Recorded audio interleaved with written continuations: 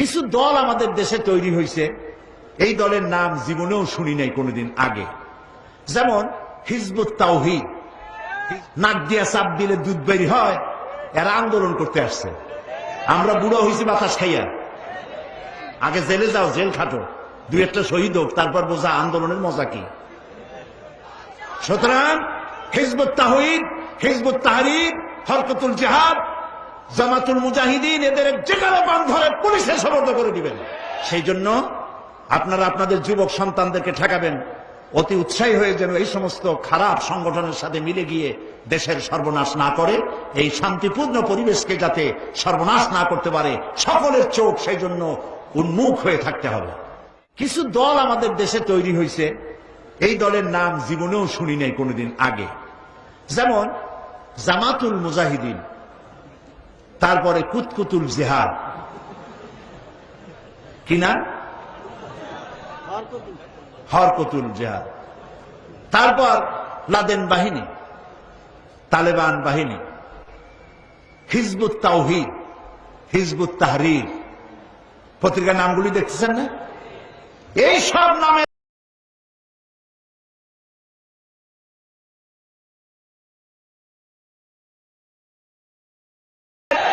এদের গোষ্ঠী চিনি না, এরা ইসলামী আন্দোলন নয়, এরা এসেছে এই দেশে, এরা তৈরি হয়েছে ইসলামের পরিবেশকে, মুসলমানদের পরিবেশকে নষ্ট করে দেওয়ার জন্য।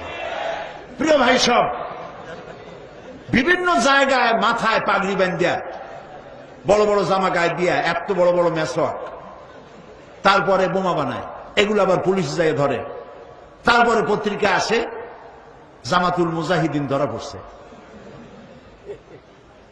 তাহলে আমাদের দেশটাকে একটা সন্ত্রাসী দেশ বানানো হলো তাদের উদ্দেশ্য, ঠিক কিনা? আমাদের দেশে কোনো সন্ত্রাসী নাই, আর কোন গোপন আন্দোলনে ইসলাম বিশ্বাস করে না। সরকার প্রধান এর পক্ষ থেকে কোনো অর্ডার আসার আগ পর্যন্ত জিহাদের প্রস্তুতি নেওয়া জায়েজ নাই। জিহাদের প্রস্তুতি সশস্ত্র যুদ্ধের আহ্বান জানাতে পারে কেবলমাত্র যখন সরকার প্রধান ইসলাম অথবা মুসলমান হবে, তারা যদি জিহাদের জন্য সর্বাত্মক দাওয়াত দেয়, তখনই কেবলমাত্র আন্দোলন করা যাবে, সশস্ত্র যুদ্ধ করা যাবে। এর আগে বোমা বানাইয়া, পিস্তল বানাইয়া ইচ্ছামতো মানুষ খুন করা, এগুলি করে ইসলামের কোনো লাভ নাই, বরং ইসলামের ক্ষতি হবে। এই কাজটি আপনারা করবেন না অতি উৎসাহী হয়ে।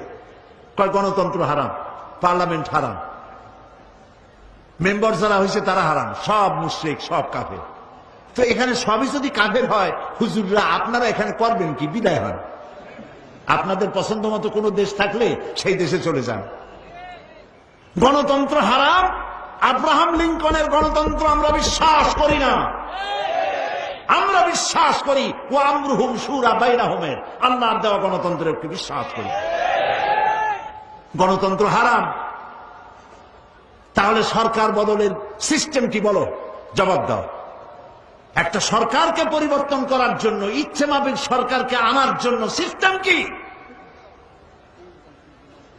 সুতরাং এই সমস্ত কথা বলে মানুষকে বিভ্রান্ত করার কোন যুক্তিপূর্ণ কারণ নাই। লিফলেট ছড়ানো বন্ধ করো। গণতন্ত্র হারাম বলে মানুষকে বিভ্রান্ত করো না। নাক দিয়া চাপ দিলে দুধ বেরি হয়, এরা আন্দোলন করতে আসছে। আমরা বুড়ো হয়েছি বাতাস খাইয়া। সুতরাং হিজবুত তাওহীদ, হিজবুত তাহরীর, হরকতুল জিহাদ, জামাতুল মুজাহিদিন, এদের যেখানে বান ধরে পুলিশে সোপর্দ করে দিবেন। এরা ইসলামের কোন সহায়ক শক্তি নয়, এরা এই দেশের স্বাধীনতা, সার্বভৌমত্ব এবং ইসলামের দুশমন। ওরা গণতন্ত্র হারাম বলে ইসলাম নিয়ে আসছে। হাতি ঘোড়া গেল তল, ছাগলে কয় কত জল। আগে জেলে যাও, জেল খাটো, দুই একটা শহীদ হোক, তারপর বোঝা আন্দোলনের মজা কি। এত সহজ না। সেই জন্য আপনারা আপনাদের যুবক সন্তানদেরকে ঠেকাবেন, অতি উৎসাহী হয়ে যেন এই সমস্ত খারাপ সংগঠনের সাথে মিলে গিয়ে দেশের সর্বনাশ না করে, এই শান্তিপূর্ণ পরিবেশকে যাতে সর্বনাশ না করতে পারে, সকলের চোখ সেই জন্য উন্মুখ হয়ে থাকতে হবে।